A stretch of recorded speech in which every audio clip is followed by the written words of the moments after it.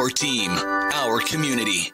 This is Condors Town, and this is another Energy Condors connection. Now, here's Eric Fox and Ryan Holt. We are the champions, my friend. We are the champions again. And it's not just Condors talk, it's Condors champ talk. What's going on? It's Eric Fox here at Energy 95.3. Joined on the other side of the split screen here by Ryan Holt. Over there, I believe you're at Mechanics Bank Arena right now. How you doing, buddy? I am. We're officially in the part of the season we like to say we don't have games. So we're gearing up for next season already, and we're ready to roll. But, yeah, fun week last week. Love it. Let's go and start talking about the parent organization, as we always do, Edmonton. Of course, they did do the draft yesterday. We don't know where Edmonton's picking yet, right? Is that where we stand? Yeah, I think so, just because of they have to wait to see how the final playoffs will play out. But, yeah, they'll be, somewhere kind of in the high teens, low 20 range for this upcoming draft, which is coming up. That's kind of the next big thing on the calendar for them. And not only is it a regular draft season like normal in the off season, but also we had the expansion draft this year, which is welcoming Seattle into the fold. And also the AHL is bringing in a new team out in Palm Springs. So that's going to be interesting to see. What are you seeing with both the draft and also the expansion draft when it comes to the Oilers this season? Yeah, the expansion draft kind of throws a wrinkle into some things. I guess, if you will, you're only allowed to protect so many players on your roster. Seattle's not going to be able to pick Connor McDavid or Leon Draisaitl, things like that. But, there may be a former Condor name that kind of gets picked. And basically Seattle gets to go through and pick one player from every team, basically, and kind of fill out their roster at least early on. And what we saw with Vegas a couple of years ago was they used that as a way to gain a lot of draft picks. So basically what they did was they took on maybe some contracts or maybe some expiring contracts and players who they knew weren't going to play a big role on their team. But in doing so, they kind of made side deals with teams and said, hey, give us a couple draft picks and we'll take your bad contracts. So, yeah, it's going to be interesting. So we'll see what happens with the Oilers in that regard. And then, yeah, you mentioned Palm Springs. They're coming into the league not this upcoming season, but the year after. They actually just broke ground on their arena, I think yesterday. I think it was 107 degrees there, so that's a great time to be out with shovels and pitchforks and things like that. So, but yeah, we're excited about that. They'll be in the Pacific, and just another team in California for Condors fans to see on a frequent basis. I'm still interested to see what name they come up with and how that's all going to work out. So that's going to be interesting. I'm waiting to see the finished arena. It's been talked about now for 2.5 years, and they're finally breaking ground on it. So it's good to see. I can only imagine the amount of hoops they had to go through, especially with this past year. And they changed sites and they changed kind of the management group, and certainly a lot to dot the I's and cross the T's, but it'll happen. And it's another cool spot to go to. Dude, more hockey in California is never a bad thing. I don't care what your fan base is or where you're after. More hockey in Cali, bring it on. Exactly. I'm still waiting for Fresno to get a team again, so we can have that Cross Valley rivalry that I remember with the Falcons and the Condors back in the day. So I'd love to see that come back. Let's talk about, of course, big week last week. Obviously, we talked right before game number 2 where we were just going to wrap it up that night, but obviously, do you think maybe the Condors were a little tired because they did play so many games in so few days going into that game number 2? Do you think maybe that's kind of where that led and caused that game 3 to be? Yeah, I think you could say that. It was 4 games in 5 nights, and not just 4 games.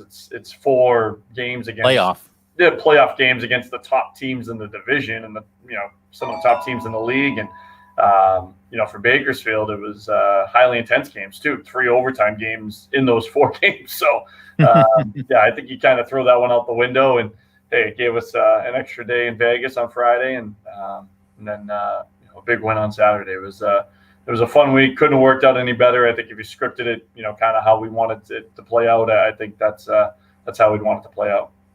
And I always love the playoffs, especially when it comes to hockey, because it tends to be, you don't have the blowouts like you have in some other sports. Some other sports where you go into playoffs and it's just like, all right, by the last 15 minutes of the game, might as well go get another beer because there's nothing else to really watch but hockey down to the last second. And definitely Condors have raised my blood pressure and removed your voice because you had to call the game from the rafters. So what was that like? I mean, they did win the Pacific Division. Obviously, this year was different, so they didn't go for the Calder like normal. What was that vibe like still in the locker room? Was it still that same excitement that you get for the Calder, or is it different? Yeah, I mean, I wouldn't put it at Calder level. There was no trophy presentation and things like that, but I think there was definitely a sense of accomplishment for the team. There was only one team that could win the Pacific Division this year, and there was only one division that was doing playoffs and having series. And Jay Woodcroft, I thought, said it best. This year only one team got to win their final game of the year and call themselves champions of something. So it was only the Condors who got to do that. They played on the final game of the entire season of the American Hockey League, and they got to win it. And I think that's a huge accomplishment because it would have been easy just to kind of pack your bags and say, all right, whatever. But this team really took it to heart. They knew that they had a rabid fan base behind them that wanted to win something, and wanted to be rewarded for such a fantastic season. And it was a big crowd on Saturday at T-Mobile. It was a cool atmosphere. It was a fun environment, and I think the coolest part about it was with kind of the day off in between games and the game falling on a Saturday, there were 500, 1,000 Condors fans in the building. And, Nice. We got to see it kind of later on in the third period. Fans started to kind of, move down closer to the ice. And you saw a lot of orange and blue. And all the pictures I got from, the photographer and Henderson had orange and blue in it somewhere. So pretty cool. And, you're not going to tell the 30 guys in that dressing room, the coaching staff, or the fans that were there that it didn't mean something because, as that clock ticked down, it definitely felt like you were winning something.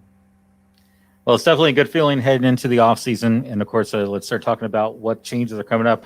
I know you guys announced yesterday you have re-signed Adam Cracknell for the next season. Yeah. What are the changes and maybe some other signings, or maybe you can give us a little exclusivity here about what you're seeing in the off season?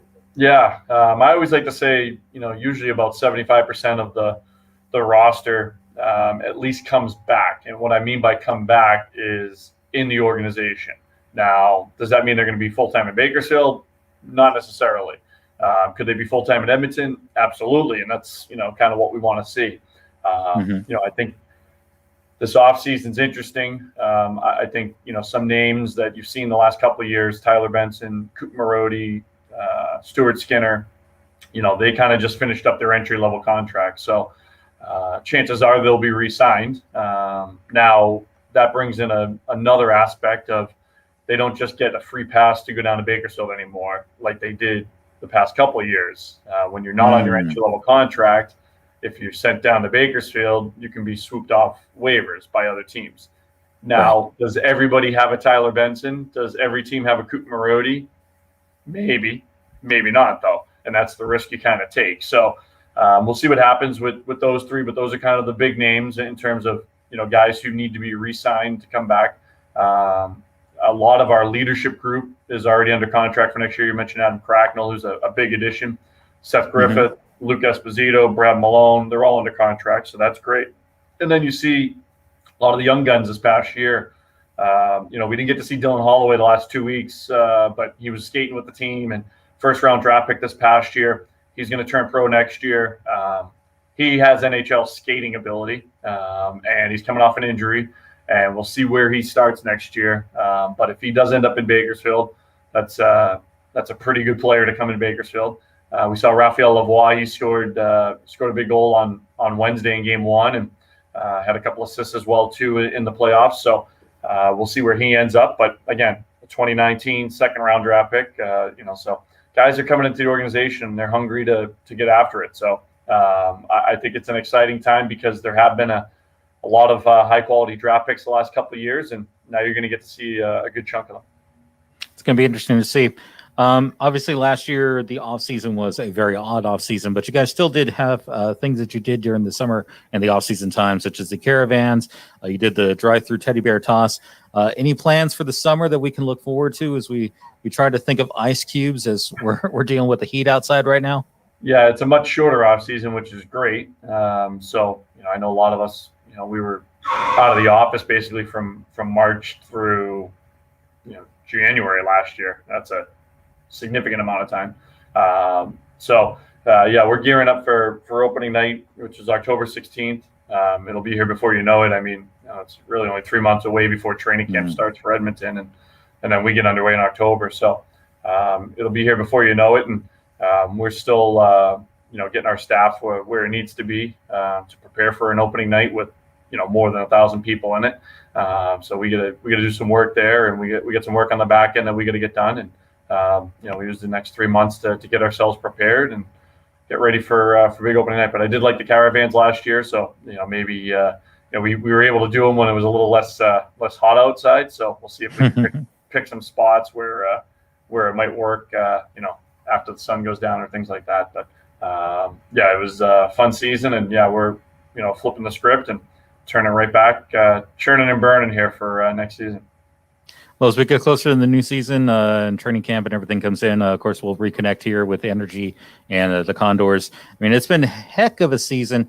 It's been a wild one, obviously. We really didn't know what to expect going into it, but I think you're not going to complain very much on the end result at all. No, it was fun, and appreciate our chats, and we'll look forward to it when training camp starts opening up. We start seeing some players back in Bakersfield, and stay tuned all off season long. BakersfieldCondors.com and all our social media channels. We'll keep you entertained as best we can. We don't call it the off season. We just have a period of games where we don't play games. So that's kind of our mentality, and we're ready for a big crowd opening night, October 16th. Love that. And you know what? Maybe you and I will just have a random poolside chat. So maybe if you're on the Energy Facebook works for page, me. If we can have beverages, we'll just do a poolside chat sometime. And Jay Woodcroft calling them lemonades. If we have some lemonades, that'd be great.